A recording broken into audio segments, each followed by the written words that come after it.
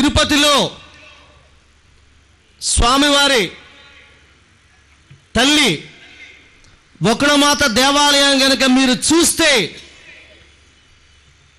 తిరుపతి దగ్గర నుంచి 6 కిలోమీటర్ల దూరంలో ఉన్నటువంటి ఆ దేవాలయాన్ని చూడండి. వకుళమాత దేవాలయాన్ని. స్వామివారి తల్లి మన ఇంట్లో మన అమ్మ ఫోటో కింద పడిపోతే చాలా బాధపడిపోతాం మనం. కోటాను కోట్ల మందికి ఆరాధ్య దైవమైనటువంటి శ్రీ వెంకటేశ్వర స్వామి యొక్క తల్లి వకుళమాత దేవాలయం ఒక పెద్ద కొండ మీద ఉంది.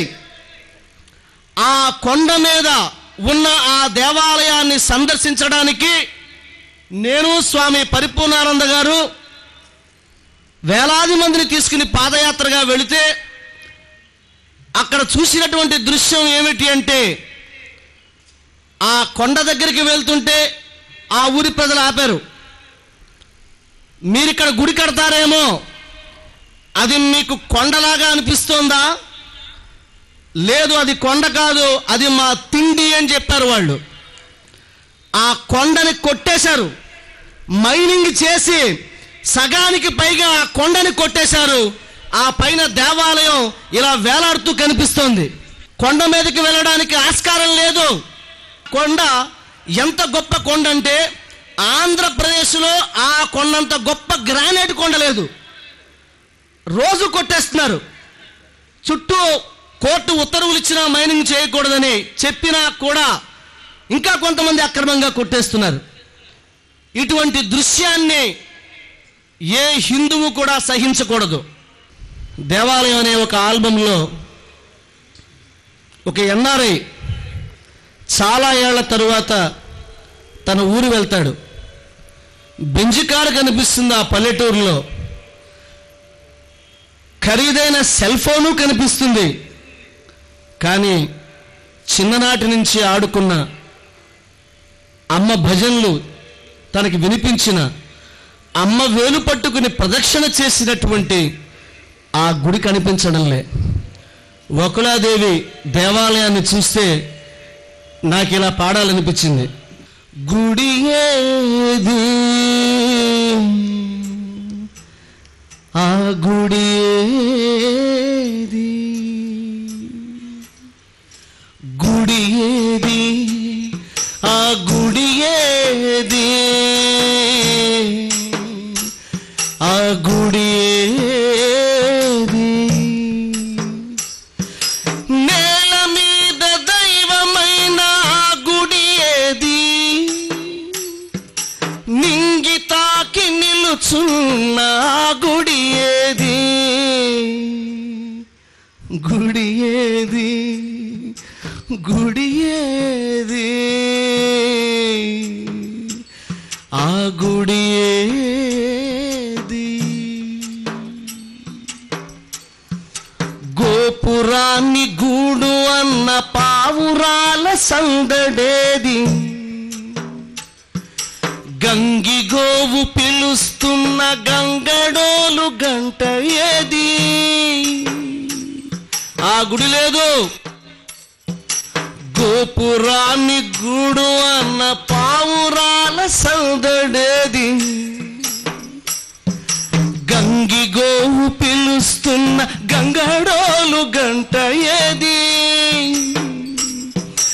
అమ్మ చేయి పట్టుకుని భజన విన్న గుడి ఏది, కళ్ళు నావి చెమ్మగిల్లి మసక బారుతుండదేమి.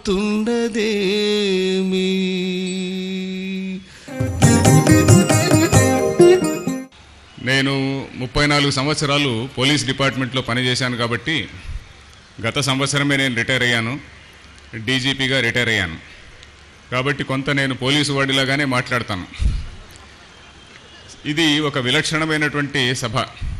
స్వామీజీ ఈ సభను ఇంత చక్కగా ఇంత మంచి వాతావరణంలో ఏర్పాటు చేసినందుకు మొట్టమొదటగా వారికి కృతజ్ఞతలు, వారికి అభినందనలు తెలుపుతూ, ఇది ఎందుకు విలక్షణమైన సభ అంటున్నానంటే ఇందులో చాలామంది విద్యాధికులు కాకినాడలోని చాలామంది విద్యార్థులు, చాలామంది చదువుకున్నటువంటి వాళ్ళ విద్యావంతులు, ప్రొఫెసర్స్ ఇలాంటి వాళ్ళందరూ కూడా వచ్చారు, రాజకీయ నాయకులు వస్తున్నారు అని చెప్పనంటే అది నిజంగా అది ఆశ్చర్యకరమైనటువంటి విషయం. ఈరోజు స్వామీజీ సందేశంలో మనకు ముఖ్యంగా ఒకటి విషయం ఏమిటంటే, మనం అనుకున్నంత సుఖంగా లేదు మన ధర్మం యొక్క పరిస్థితి అనేటువంటిది వారి మాటల్లో తెలిసింది. వారు ఎంతో ఉత్సాహంగా చెప్పినప్పటికి కూడా నేను చెప్పాను కదా, నేను మీకు మనవి చేసినట్టుగా పోలీసు వాడిలాగా కొన్ని ఫ్యాక్ట్స్ నేను చెప్పదలుచుకున్నా. ఎందుకంటే మనమందరం కూడా మన దేశంలో మనం చాలా మెజారిటీలో ఉన్నాం కదా, మనకేం ప్రమాదం వచ్చింది, ఈ స్వామీజీ కావచ్చు లేక మిగతా వాళ్ళు కానీ మనకేదో ప్రమాదం వచ్చినట్టు ఎందుకు మాట్లాడుతున్నారు అని మనం భావించవచ్చు. కానీ మనం గమనించాల్సింది ఏంటంటే, ఈరోజు రిలీజియన్ లేక ధర్మం అనేటువంటిది కూడా మిగతా అన్నిటితో పాటు గ్లోబలైజ్డ్ ఇష్యూ అయిపోయిందండి. ఇది ప్రపంచీకరణ అనే పదం మనం విన్నాం కదా.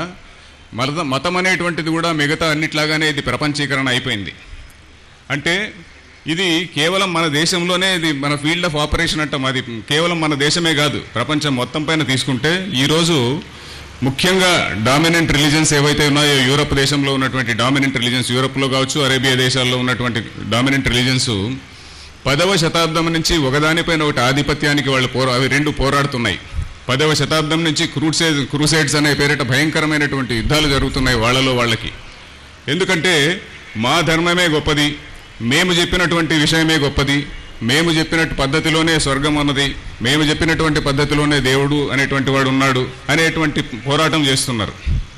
ప్రపంచంలో కేవలం ఒక్క హిందూ ధర్మం మాత్రమే నువ్వు దేవుణ్ణి ఏ రూపంలో పూజించినా, నువ్వు ఏ విధంగా భావించినా కూడా అన్నిటికీ అతీతంగా ఒకే ఒక పరమాత్మ ఉంటుంది.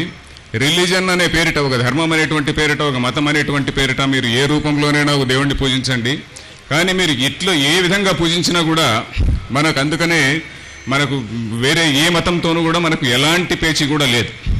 నువ్వు ఏ విధంగా పూజించినా కూడా మన ఒకే ఒక దేవుడికి వెళుతుంది అని.